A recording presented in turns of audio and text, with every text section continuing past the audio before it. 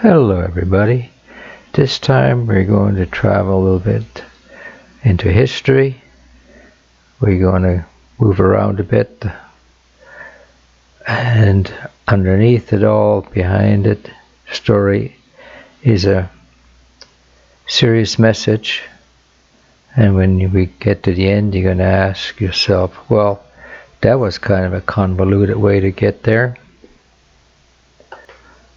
Now, back in my younger days, if you traveled around Europe in your car, you would see that people had these bumper stickers, and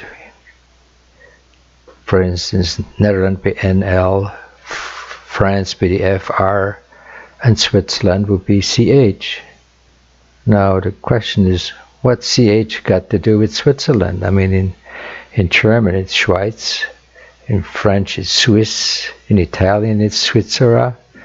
It's got nothing to do with CH. Well, it does. The organization that came up with the idea is out of Geneva, and they decided to call it Confédération Helvética. So what exactly is Helvetia? Well, they got Helvetia on the Swiss franc, they got Helvetia on the stamps. Well, these females can't we be representing a nation, so we got to go back in history and we'll find out what the early Romans had to say about it. Outside the modern day city of Basel in Switzerland, there was a settlement called Augusta Raurica, or Colonia Augusta Raurocorum, that's Latin for you, was founded by Lucius Munatius Plancus around 44 BC in the vicinity of a local Gallic tribe, the Raurazzi, relatives of the Helvetii. Well, there you go. There is a name that has been carried on ever since. So basically we're talking about the Helvetic tribes. So what do we know about the Helvetii and the Helvetic tribes? Well, in September 1991, in the Ötztal Alps, at the Austrian-Italian border, he's found Ötzi. He's Europe's oldest known natural human mummy, offering an unprecedented view of the Chalcolithic or Copper-aged Europeans. Because of the presence of an arrowhead embedded in his left shoulder and various other wounds, researchers believe that Ötzi was killed by another person. So we actually have a record of violence and destructive human behavior already back then. Now we don't know whether he was protecting his family or whether he was stealing somebody's goat, but it's an act of violence. So Ötzi was born, of course this is all assuming, in 3275 BC, and he died at 3230 BC, about the age of 45. During the Copper Age, the Iron Age, the Swiss tribes established smaller communities and settlements, mostly around lakes, so they have access to water, and I suspect there's a lot of fishing. And that all went well until the Romans came and kind of took over the landscape. Now they found foundations of some Roman buildings that goes back about 2000 BC, and one reason how they were able to date it is with the coins they found, and obviously there's no elephants and snakes in Switzerland. And the Romans also built some impressive amphitheaters. and I can only assume that the locals probably were used as slaves. Well, the Roman Empire eventually found its and their control, and the new empires came into effect. Now in 1293, the Swiss central three cantons didn't want to be subjugated to the Habsburgs, so they got their independence. Now, towards the end of the 13th century, the House of Habsburg coveted the area around Gotthard Pass, as it offered the shortest passage to Italy. However, the confederates of Uri, Schwyz, and Unterwalde, which had formalized the Swiss Confederacy in 1291. Now, in the Battle of Morgarten took place on the 15th of November 1315, when the troops of Schwyz, supported by their allies of Uri and Unterwalden, ambushed an Austrian army under the command of Leopold I, Duke of Austria, on the shores of Lake Egery in the territory of Schwyz. After a brief closing quarter battle, the Austrian army was routed with numerous slain or drowned. The Swiss victory consolidated the League of the Three Forest Cantons, which formed the core of the old Swiss Confederacy. Late in the 13th century, soldiers drawn from the cantons of Switzerland gained a military reputation throughout Europe. This reputation was earned as a result of their defense against the Austrian Habsburg overlords and during the campaigns in Italy. By the 15th century, the Swiss had become particularly valued as soldiers for hire. Swiss soldiers were noted for their combat skill and the ferocious attacks. In the phalanx, or deep column formation using pike and halberd, they had a virtual monopoly on pike mercenary service up until 1490. By 1490, German mercenaries had become proficient in Swiss military tactics and were available for hire at lower cost. In 1515, the Swiss pledged themselves to neutrality, and they only continued to fight in the service of the Royal French Army. They became bitter rivals with the German mercenaries, and the two would often fight in the battlefields of Europe during the next few decades. Following the Battle of Marignan in 1515, the Swiss style of massed combat fighting went into steady decline, to be replaced by the arquebusiers, artillery and earthworks. During the Battle of Bicocca in 1522, the Swiss mercenaries met a bitter defeat with heavy casualties.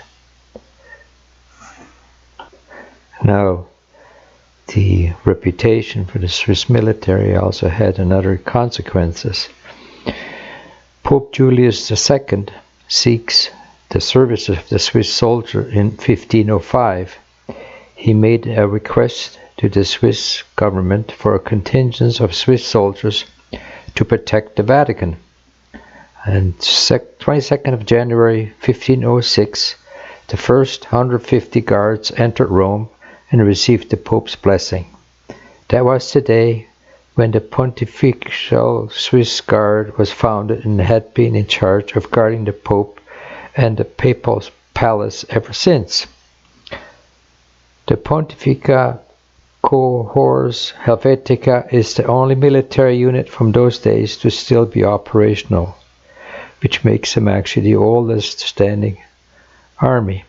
To achieve great fame, on 6th May in 1527, when Rome was attacked and plundered by 24,000 German, Spanish, and Italian mercenaries, known as the Sack of Rome.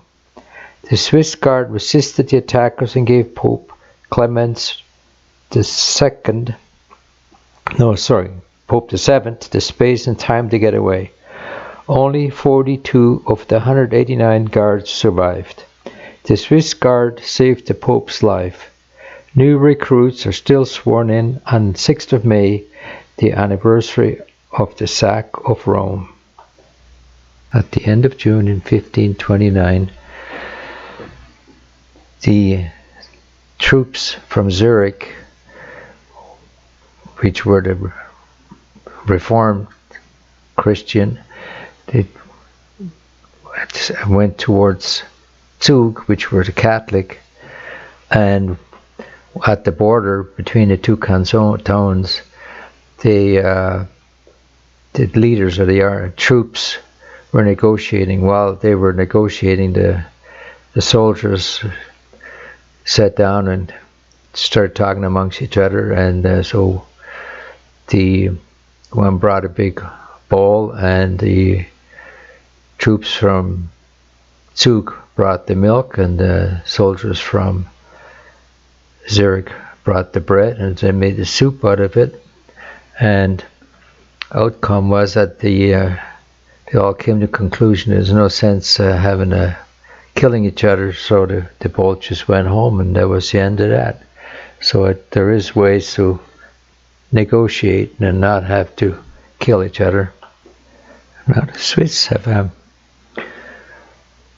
great fascination with the crossbow, and I guess it goes back to the story of William Tell defending his family, but it also has a strong meaning for the for the producers of products in Switzerland. It used to be, that they had a symbol of the crossbow on their products when it was made in Switzerland. And when I was in my apprenticeship, and the economic teacher, he told us, he explained the symbols and how it means it's Swiss quality. And he said that, when you go to other countries, you represent Switzerland, and make sure it's not just with the quality of work that you do, but also your behavior. You be on your best, and because you're representing the country. When we were in Switzerland the last time, Danny, Paul's son-in-law, organized a tour in one of the museums, or I would call it more like an armory, in Burgdorf near Bern, and they had a phenomenal amount of all the military gear that has been used over the last 200 years. So it's just amazing, and the pictures that you see here, they're just a small fraction of what there is there. So, but it's just amazing.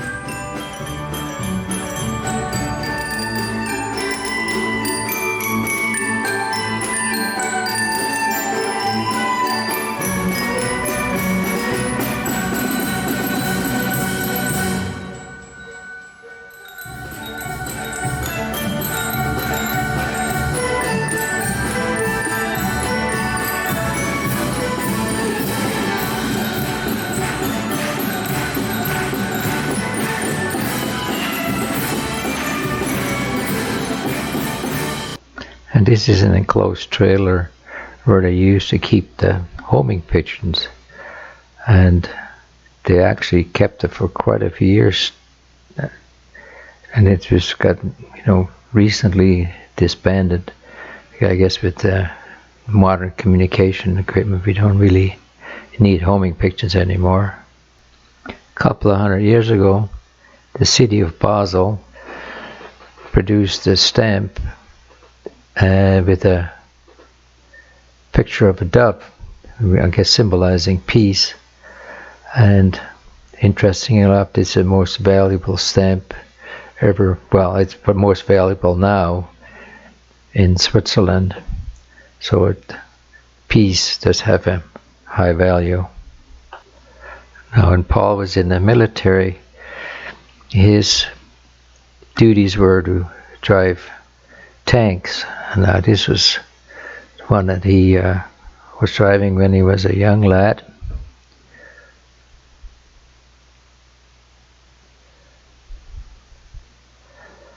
And this is for training purposes. They basically this took all the tops off, and it was given operating to learn how to drive the tank. This is the driver's seat, no steering wheel, just a bunch of levers, and I don't even know which one is the brake. Now the craziest thing is they had, if you were in the combat, you'd have to drop the tops down and you would drive just looking at little mirrors. Well, that must have been a harrowing way to drive. Can you imagine trying to park that thing in a tight spot? Now, my father-in-law was always teasing me that I should have gone in the military and joined the Swiss Navy. Of course, his assumption was because Switzerland is landlocked, there is no navy. Well, here's proof there is a navy. And on top of that, it was even equipped for defending the country. I imagine it's probably floating on either Lake Geneva or on Lake Constance.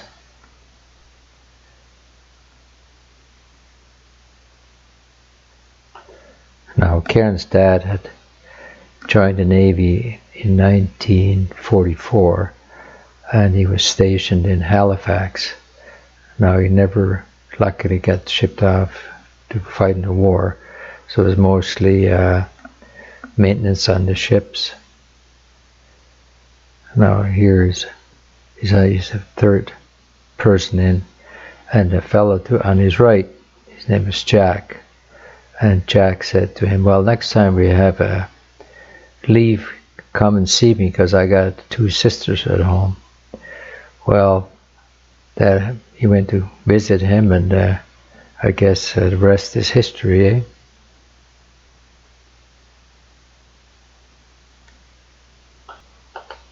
So you might ask, what's a fellow's opinion has never worn a uniform?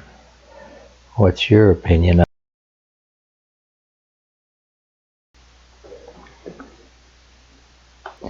Well, I'll let Danny Kaye tell you what I feel about war.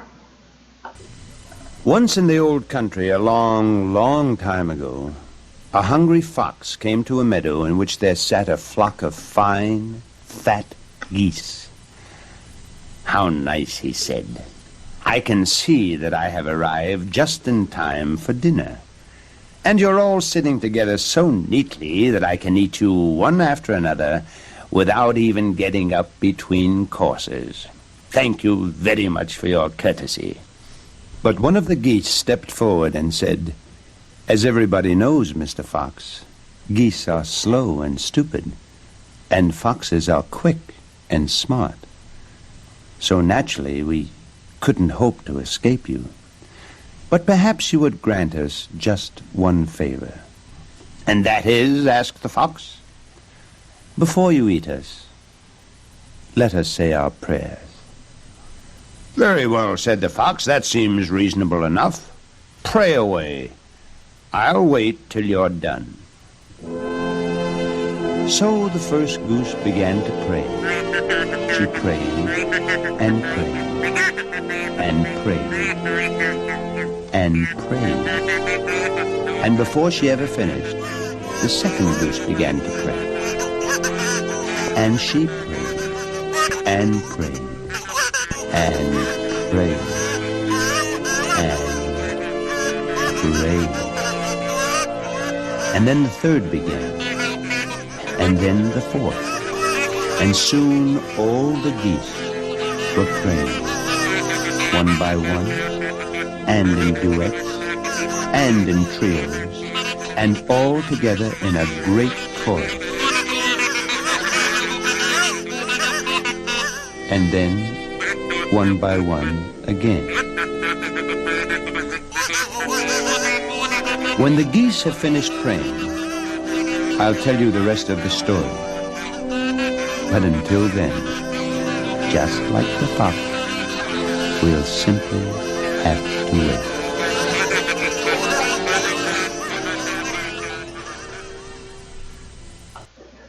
I think the foundation of peace is a democracy, that every citizen has something to say, like this old picture here. It's in all in Latin, one for all and all for one. I think that's something we need to strive for.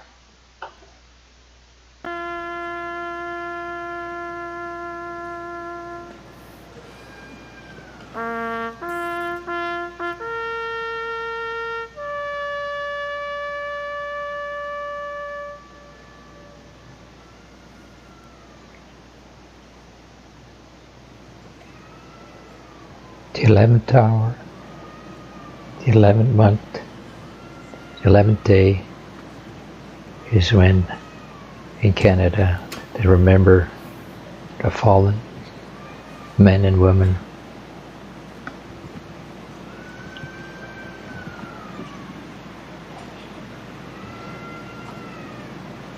Canada over the years lost a lot of good men and women to wars that weren't really Canada's war.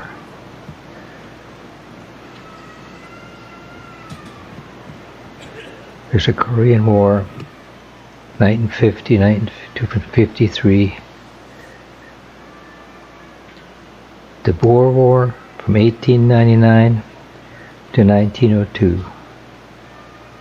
We were even tangled in the Russian Civil War from 1918 to 1920, and I would think, if you look at the history, even the First World War wasn't really Canada's war. There was between the Habsburgs and the Serbs, and it all got out of hand.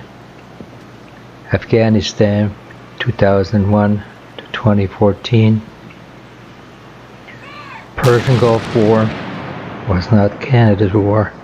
From 1990-91, the Iraqi War, 2013-2017.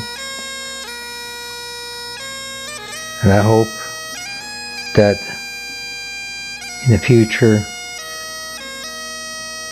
the next generation or generations later, we won't have to be having Remembrance Day, because we should be a peaceful nation and not fighting other people's wars.